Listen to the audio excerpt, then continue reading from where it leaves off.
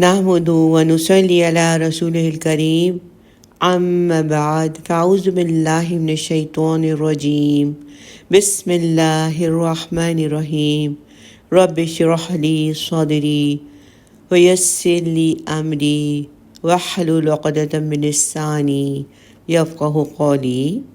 آئیے اگلے رکوع کا آغاز کرتے ہیں۔ اس رکوع میں اللہ تعالیٰ نے ایسے معاشرتی احکامات دیے ہیں جو ایک صاف ستھرا انسانی معاشرہ قائم کرنے کے لیے بنیاد فراہم کرتے ہیں، جن میں فحاشی اور بے حیائی کے لیے کوئی جگہ نہیں اور اس کے پائے جانے کا دور دور تک کوئی امکان نہ ہو۔ اس سلسلے میں سورہ بنی اسرائیل کا یہ حکم بڑا جامع اور بنیادی حیثیت رکھتا ہے۔ وَلَا تَقْرَبُوا الزِّنَا إِنَّهُ كَانَ فَاحِشَةً وَسَاءَ سَبِيلًا۔ تم زنا کے قریب بھی مت پٹکو، یہ کھلی بے حیائی ہے اور بہت ہی برا راستہ ہے۔ اس سے اسلام کا مدعا اور منشا واضح ہوتا ہے کہ وہ انسانی معاشرے میں ہر اس فعل اور طریقے سے روک تھام کرنا چاہتا ہے جس سے معاشرے میں فحاشی اور بے حیائی پھیلے۔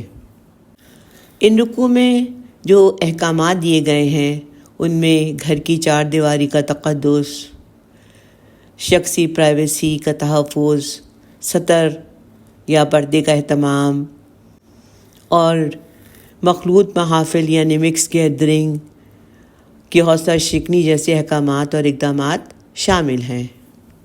آیت نمبر 27۔ یا ایھا الذین آمنوا لا تدخلوا بیوتا غیر بیوتکم حتی تستأنسوا وتسلموا علی اہلہا۔ اے ایمان والو، اپنے گھروں کے علاوہ دوسرے گھروں میں داخل نہ ہوا کرو حتیٰ کہ ان کی رضا معلوم کر لو اور گھر والوں کو سلام کر لو۔ گھر کی چار دیواری کے تقدس اور اس گھر میں رہنے والوں کی پرائیویسی کے آداب کو ملحوظ رکھتے ہوئے یہ تاکیدی حکم ہے، یعنی کسی کو کسی دوسرے کے گھر میں اس کی اجازت اور رضامندی کے بغیر داخل ہونے کی اجازت نہیں۔ اس سلسلے میں اجازت لینے اور رضامندی معلوم کرنے کا طریقہ یہ ہے کہ ملاقات کے لیے آنے والا شخص دروازے کے باہر سے اونچی آواز میں السلام علیکم کہے اور پوچھنے پر اپنی پہچان کرائے تاکہ اہل خانہ اسے اندر آنے کی اجازت دینے یا دینے کے بارے میں فیصلہ کر سکیں۔ ایسا ہرگز نہ ہو کہ کوئی کسی کے گھر میں بے دھڑک چلا آئے۔ ذالکم خیر لکم لعلکم تذکرون۔ یہ تمہارے لیے بہتر ہے تاکہ تم نصیحت حاصل کرو۔ علماء فرماتے ہیں کہ گھر میں داخل ہونے والا شخص مسلمان بھائی اسے چاہیے کہ السلام علیکم کہے اور داخل ہونے کی اجازت مانگے، اور ایسا وہ 3 بار کرے۔ اگر اجازت مل جائے تو داخل ہو ورنہ واپس چلا جائے۔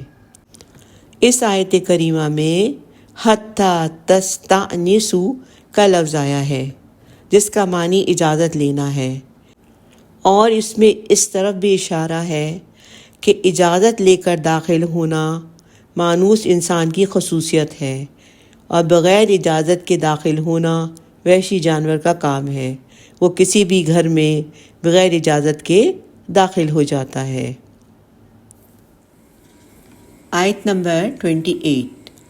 فَإِن لَّمْ تَجِدُوا فِيهَا أَحَدًا فَلَا تَدْخُلُوهَا حَتَّى يُؤْذَنَ لَكُمْ۔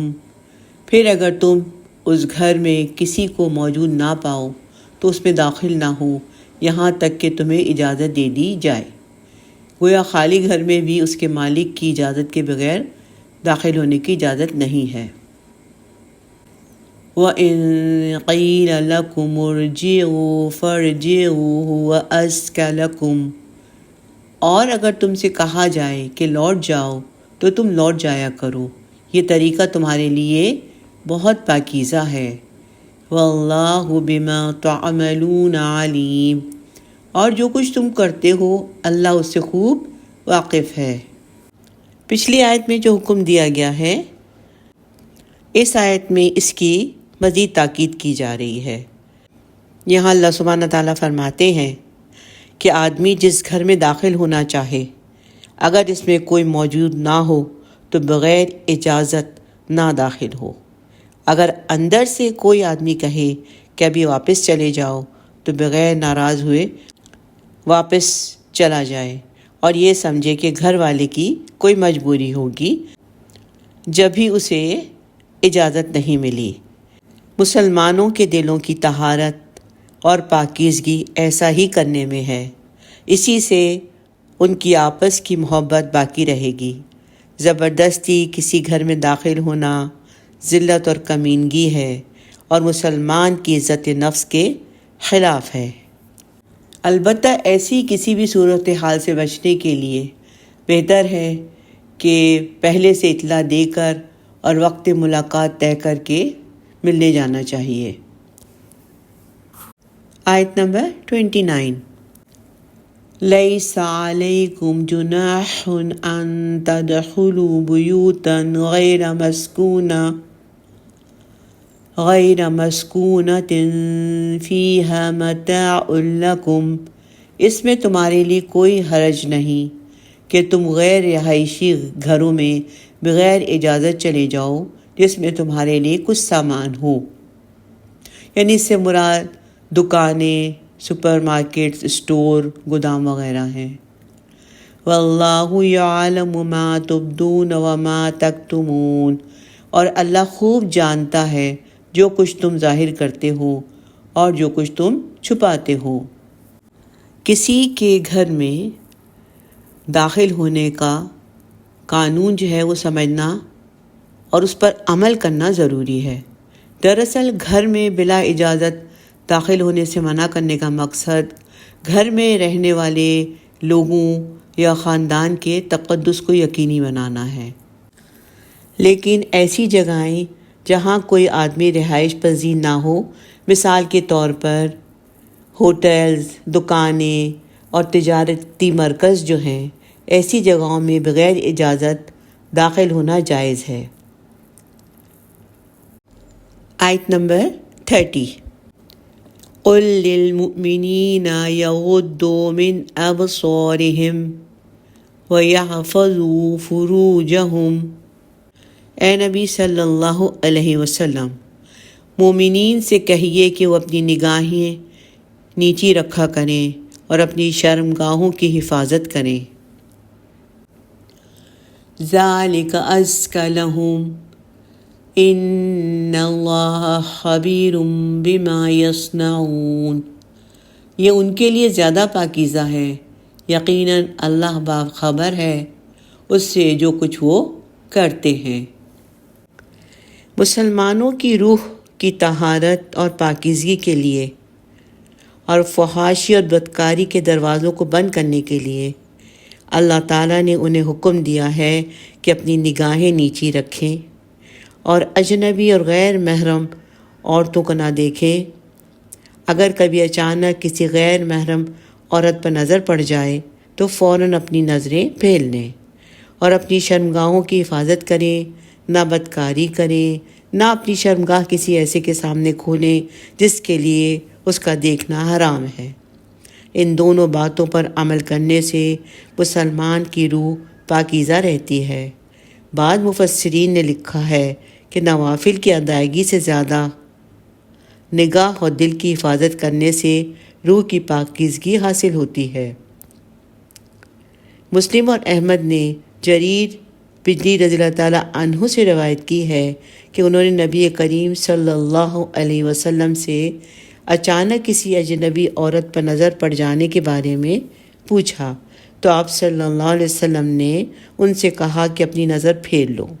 اور ابو داؤد نے بریدہ رضی اللہ تعالیٰ عنہ سے روایت کی ہے کہ رسول اللہ صلی اللہ علیہ وسلم نے علی رضی اللہ تعالیٰ عنہ سے کہا، اے علی، ایک نظر کے بعد دوسری نظر نہ ڈالو، پہلی نظر تو معاف ہو جائے گی لیکن دوسری نظر کی تمہیں اجازت نہیں۔ حافظ ابن قیم رحمۃ اللہ علیہ نے اپنی کتاب الجواب الشافی میں نگاہ نیچی رکھنے کے 10 فوائد بیان کیے ہیں، جن کا خلاصہ یہ ہے کہ ایسا کرنے سے اللہ تعالیٰ کے فرمان کی اطاعت ہے، زہر آلود تیر کا اثر دل تک نہیں پہنچتا، اللہ تعالیٰ سے انس اور محبت بڑھتی ہے، دل کو قوت اور فرت حاصل ہوتی ہے، دل کو نور حاصل ہوتا ہے، مومن کی عقل اور فراست بڑھتی ہے، دل کو ثبات اور شجاعت حاصل ہوتی ہے، دل تک شیطان کے پہنچنے کا راستہ بند ہو جاتا ہے، دل مطمئن ہو کر مفید اور کارآمد باتیں سوچتا ہے، نظر اور دل کا بڑا قریبی تعلق ہے اور دونوں کے درمیان کا راستہ بہت ہی مختصر ہے، دل کی اچھائی یا خرابی کا دار و مدار نظر کی اچھائی یا خرابی پر ہے، جب نظر خراب ہوتی ہے تو دل بھی خراب ہو جاتا ہے، اس میں نجاستیں اور گندگیاں جمع ہو جاتی ہیں اور اللہ کی معرفت اور محبت کے لیے اس میں گنجائش باقی نہیں رہتی۔ سبحان اللہ، اللہ سبحانہ تعالیٰ کے احکامات پر عمل کر کے ایک مومن کو کتنا فائدہ ہوتا ہے۔ آیت نمبر 31، وَقُلْ لِلْمُؤْمِنَاتِ يَغْضُضْنَ مِنْ أَبْصَارِهِنَّ وَيَحْفَظْنَ فُرُوجَهُنَّ، اور مومن عورتوں سے بھی کہہ دیجئے کہ وہ اپنی نگاہیں نیچی رکھا کریں اور اپنی شرمگاہوں کی حفاظت کریں۔ وَلَا يُبْدِينَ زِينَتَهُنَّ إِلَّا مَا ظَهَرَ مِنْهَا، اور اپنی زینت کا اظہار نہ کریں سوائے اس کے جو اس میں سے از خود ظاہر ہو جائے۔ وَلِيَضْرِبْنَ بِخُمُرِهِنَّ عَلَى جُيُوبِهِنَّ، اور چاہیے کہ وہ اپنے گریبانوں پر اپنی اوڑھنیاں ڈالے رکھیں، اپنے معمول کے لباس کے اوپر وہ اپنی اوڑھنیوں کو یعنی دوپٹوں کو اس طرح لپیٹے رکھیں کہ ان کے گریبان اور سینے ڈھکے رہیں۔ وَلَا يُبْدِينَ زِينَتَهُنَّ، اور وہ نہ ظاہر کریں اپنی زینت کو، إِلَّا لِبُؤُولَتِهِنَّ أَوْ آبَائِهِنَّ، وہ اپنی زینت ظاہر نہ کریں کسی پر سوائے اپنے شوہروں کے یا اپنے باپوں کے۔ باپ کے مفہوم میں چچا، ماموں، دادا اور نانا بھی شامل ہیں۔ او آباء بؤولتهن او ابنائهن او ابناء بؤولتهن، یا اپنے شوہروں کے باپوں کے یا اپنے بیٹوں کے یا اپنے شوہروں کے بیٹوں کے، یعنی شوہر کا وہ بیٹا جو اس کی دوسری بیوی سے ہے وہ بھی نامحرم نہیں ہے۔ او اخوانہن او بنی اخوانہن او بنی اخواتہن، یا اپنے بھائیوں کے یا اپنے بھائیوں کے بیٹوں یعنی بھتیجوں کے، یا اپنی بہنوں کے بیٹوں یعنی بھانجوں کے۔ او نسائہن، یا اپنی جان پہچان کی عورتوں کے۔ او ما ملکت ایمانہن، یا ان کے جن کے مالک ہیں یعنی غلام اور لونڈیاں۔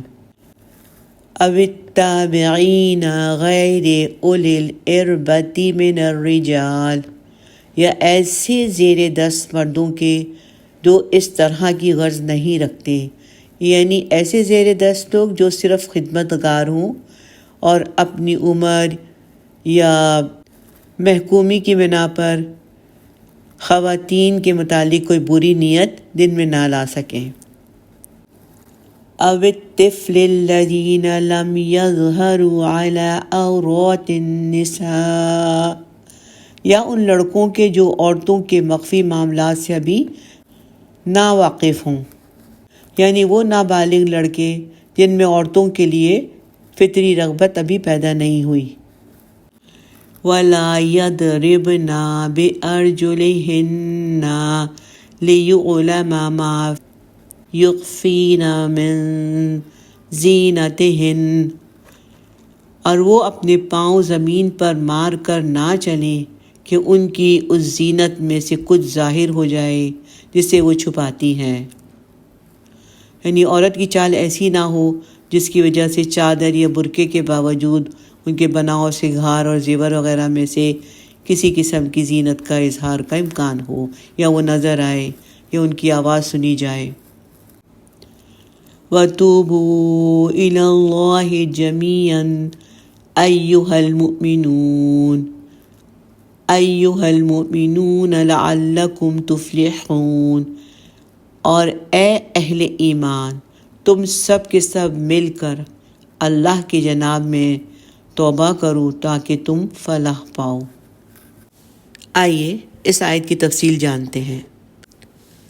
اس آیت کریمہ میں مومن مردوں کی طرح مومن عورتوں کو حکم دیا گیا ہے کہ وہ بھی اپنی نگاہیں نیچی رکھیں اور اجنبی اور غیر محرم مردوں کو نہ دیکھیں، اور اگر کبھی اچانک کسی غیر مرد پر نظر پڑ جائے تو فوراً اپنی نظر نیچی کر لیں، اپنی شرمگاہوں کی حفاظت کریں، نہ بدکاری کریں، نہ اپنے شوہر کے علاوہ کسی کے سامنے اپنی شرمگاہیں کھولیں، اپنی زینت کسی کے سامنے ظاہر نہ کریں، البتہ جو چیزیں خود ہی ظاہر ہیں یا انہیں کبھی مجبوراً ظاہر کرنا پڑتا ہے، جیسے برقع اور اوڑھنی کا ظاہری حصہ، راستہ دیکھنے کے لیے دونوں آنکھیں، کوئی چیز پکڑنے کے لیے دونوں ہاتھ، یا ان میں اگر کوئی انگوٹھی ہے تو اللہ کے نزدیک اس پر کوئی مواخذہ نہیں ہے، کوئی پکڑ نہیں ہے۔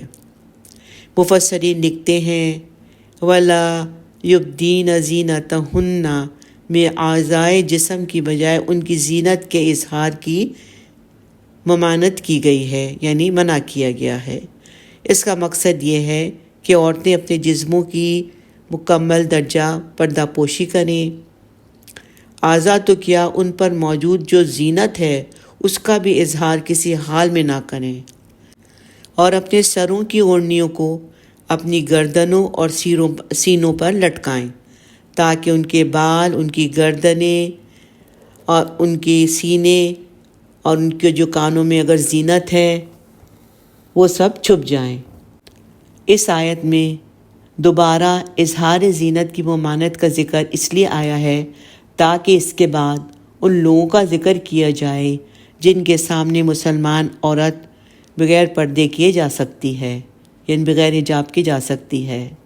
وہ مندرجہ ذیل ہیں: عورت کا بیٹا، پوتا اور پڑپوتا، شوہر کے بیٹے، پوتے اور پڑپوتے، سگا بھائی، باپ کی جانب سے بھائی، ماں کی جانب سے بھائی اور ان کے بیٹے، پوتے اور پڑپوتے، بھائی کا بیٹا، پوتا اور پڑپوتا، بہن کا بیٹا، پوتا اور پڑپوتا، بہن چاہے سگی ہو یا ماں کی جانب سے ہو یا باپ کی جانب سے، اس کے لیے یہ لوگ عورتوں کے محرم ہیں، ان کی جانب سے کسی فتنہ کا اندیشہ نہیں ہوتا۔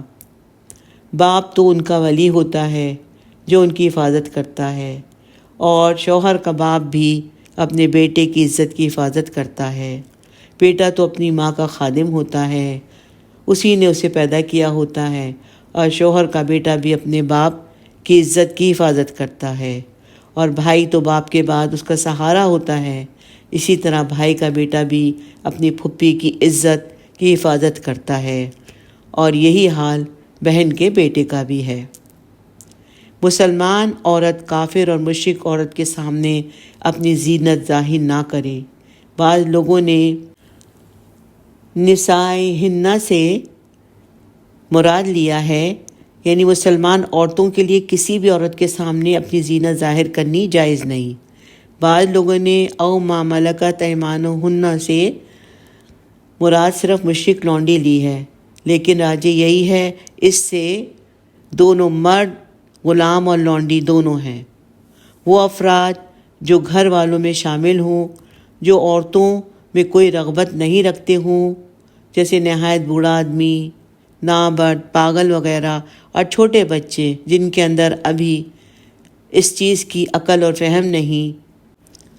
اس کے بعد اللہ تعالیٰ نے اس طرف اشارہ کیا ہے کہ مسلمان عورت کے لیے جس طرح لوگوں کی نگاہوں سے اپنی زینت کو چھپانا ضروری ہے، اسی طرح اس کے کانوں تک بھی اپنے زیورات کی آواز نہیں پہنچنے دینا چاہیے۔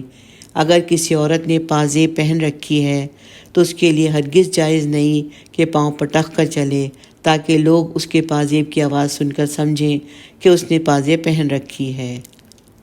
ابن کثیر کہتے ہیں اس ممانعت میں ہر وہ چیز چھپی ہوئی زینت داخل ہے جو حرکت کرنے سے ظاہر ہو۔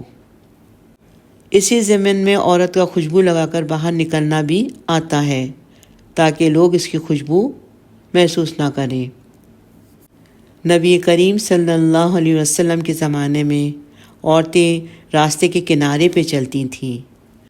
آیت کے آخر میں اللہ تعالیٰ نے تمام مومنوں کو اللہ کے حضور صدق دل سے توبہ کرنے کی نصیحت کی ہے، جس کا لازمی نتیجہ یہ ہوگا کہ وہ ان تمام برے اعمال سے تائب ہو جائیں گے جس سے اللہ ناراض ہوتا ہے، اور ان تمام اچھے اعمال کو اپنائیں گے جنہیں وہ پسند کرتا ہے۔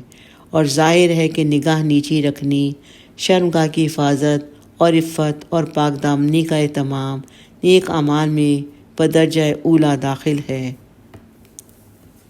آیت نمبر 32 وَأَنكِحُوا الْأَيَامَ مِنکُم، اور نکاح کر دیا کرو بیواؤں کا اپنے میں سے۔ زنا اور اس کے اسباب اور محرکات سے منع کرنے کے بعد اس آیت کریمہ میں اللہ تعالیٰ نے شادی کرنے کا حکم دیا ہے، جس کا مقصد انسانی نسل کی حفاظت ہے، اور دوسرا بڑا فائدہ یہ ہے کہ بے راہ روی جاتی رہتی ہے اور آنکھ اور شرمگاہ کی حفاظت کرنا آسان ہو جاتا ہے۔ یہ ایک بہت اہم حکم ہے، خصوصی طور پر ہمارے اس معاشرے کے لیے اس میں بہت بڑی رہنمائی ہے، جہاں اپنے بنائے ہوئے رسم و رواج کے اثرات کے باعث بیوہ کا نکاح کرنا معیوب اور ناپسندیدہ سمجھا جاتا ہے، اور بہت مشکل ہو جاتا ہے بیوہ کا نکاح کرنا، اور اس کے ساتھ خوشی سے کوئی شخص بھی نکاح کرنا نہیں چاہتا۔ لیکن اللہ سبحانہ تعالیٰ چاہتے ہیں کہ بیواؤں کا بھی نکاح کر دینا چاہیے۔ وَالصَّالِحِينَ مِنْ عِبَادِكُمْ وَإِمَائِكُمْ، اور تمہارے غلاموں اور باندیوں میں سے جو ذی صلاحیت ہوں، تمہارے غلاموں اور باندیوں میں سے جو سمجھدار ہوں اور ان کے کردار کے بارے میں بھی تمہیں اعتماد ہو، تو ان کے آپس میں نکاح کر دو۔ غلاموں اور کنیزوں کے نکاح ان کے آقاؤں کی اجازت سے ہوں گے، اور جب کسی کنیز کا نکاح ہو جائے تو پھر اس کے آقا کو اس کے ساتھ تمتع کی اجازت نہیں ہے۔ إِن يَكُونُوا فُقَرَاءَ يُغْنِهِمُ اللَّهُ مِن فَضْلِهِ، اگر وہ تنگ دست ہوں گے تو اللہ انہیں اپنے فضل سے غنی کر دے گا۔ وَاللَّهُ وَاسِعٌ عَلِيمٌ، اور اللہ بہت وسعت والا، سب کچھ جاننے والا ہے۔ اللہ تعالیٰ نے مومنوں کو نصیحت کی ہے کہ ان میں سے جو مرد اور عورتیں غیر شادی شدہ ہوں ان کی شادی کر دیں، اپنے غلاموں اور لونڈیوں کی بھی شادی کر دیں جن پر نیکی کے آثار ظاہر ہوں، تاکہ مسلم سوسائٹی میں اخلاق کی گراوٹ ختم ہو اور بے حیائی نہ پھیلے۔ اس کے بعد اللہ تعالیٰ نے شادی کی مزید اہمیت بتانے کے لیے فرمایا کہ فقیری اور محتاجی شادی میں رکاوٹ نہیں ہونی چاہیے۔ اللہ کا وعدہ ہے کہ شادی کے بعد وہ محتاجی کو دور کر دیتا ہے۔ حضرت عمر بن خطاب رضی اللہ تعالیٰ عنہ کہتے ہیں کہ مجھے اس فقیر پر تعجب ہوتا ہے جو شادی کر کے اپنی محتاجی دور کرنے کا سامان نہیں کرتا۔ اللہ تعالیٰ تو بہت کشادگی والا ہے، وہ اپنے بندوں کے احوال سے بخوبی واقف ہے۔ کوئی انسان اپنی تنگ دستی کو اپنے نکاح کے راستے میں رکاوٹ نہ سمجھے، اسے امید رکھنی چاہیے کہ اس کی بیوی اپنی قسمت اور اپنا رزق اپنے ساتھ لے کر آئے گی، اور یہ کہ نکاح کے بعد اللہ تعالیٰ اپنے فضل خاص سے اس کے لیے رزق کا کوئی نیا دروازہ کھول دیں گے بے شک۔ آیت نمبر 33 وَلِيَسْتَعْفِفِ الَّذِينَ لَا يَجِدُونَ نِكَاحًا حَتَّى يُغْنِيَهُمُ اللَّهُ مِن فَضْلِهِ، اور جن کو شادی کے اسباب مہیا نہ ہوں انہیں اپنی پاک دامنی کی حفاظت کرنی چاہیے یہاں تک کہ اللہ اپنے فضل سے انہیں مالدار بنا دے۔ جو لوگ نکاح کرنے کی بالکل استطاعت نہ رکھتے ہوں، یعنی ان کے پاس نہ تو مہر ادا کرنے کے لیے کچھ ہو، نہ نان و نفقہ کے لیے کوئی ذریعہ معاش ہو، نہ ہی سر چھپانے کے لیے کسی قسم کی چھت کا بندوبست ہو، تو ایسے لوگوں کو چاہیے کہ اپنی عفت اور عصمت کی حفاظت کرتے رہیں اور اپنی خواہشات کو اپنے قابو میں رکھیں۔ یعنی جو شخص کسی مجبوری کے سبب شادی نہ کر سکے اسے چاہیے کہ صبر سے کام لے، روزے رکھے اور نماز پڑھ کے اللہ سے دعا کرتا رہے کہ وہ شیطان کے نغے میں نہ پڑ جائے اور اپنی پاک دامنی اور عفت کی حفاظت کرتا رہے۔ حَتَّى يُغْنِيَهُمُ اللَّهُ مِن فَضْلِهِ میں اللہ تعالیٰ نے پاک دامن مردوں اور عورتوں کو اپنے فضل و کرم کی امید دلائی ہے تاکہ دل جمی کے ساتھ اپنی عفت، اپنی عزت کی حفاظت کرتے رہیں۔ اس میں اشارہ ہے کہ پاک دامن لوگ اللہ کے فضل کے زیادہ مستحق ہیں۔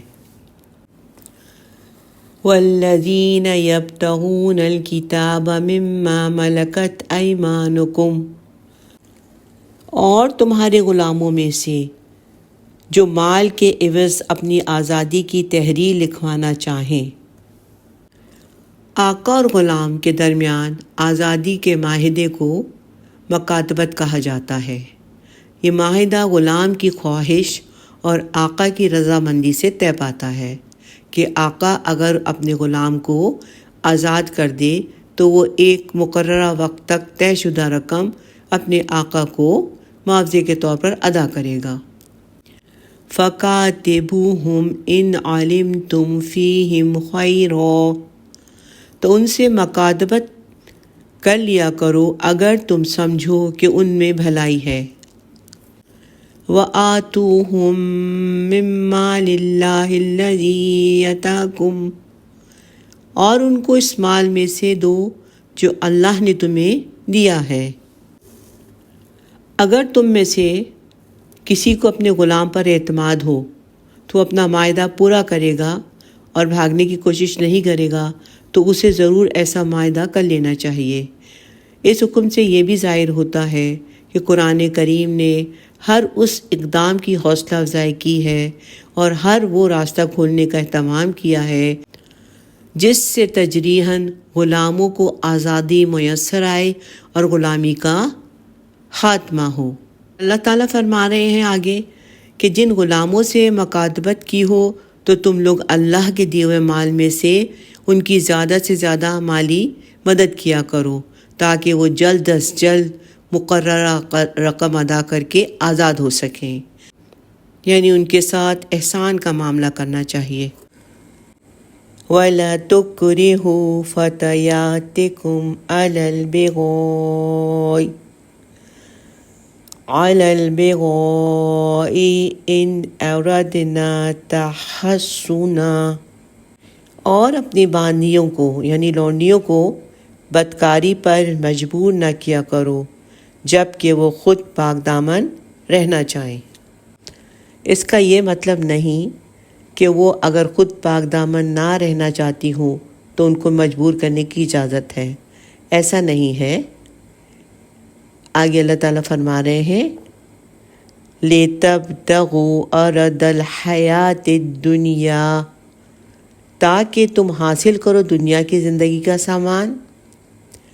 عربوں کے ہاں یہ بھی رواج تھا کہ وہ اپنی باندیوں یعنی اپنی لونڈیوں سے پیشہ وغیرہ کراتے تھے اور اس سے حاصل ہونے والی کمائی خود کھاتے تھے۔ چنانچہ اس حکم سے زمانہ جاہلیت کی اس شرمناک روایت کو بھی ختم کر دیا گیا۔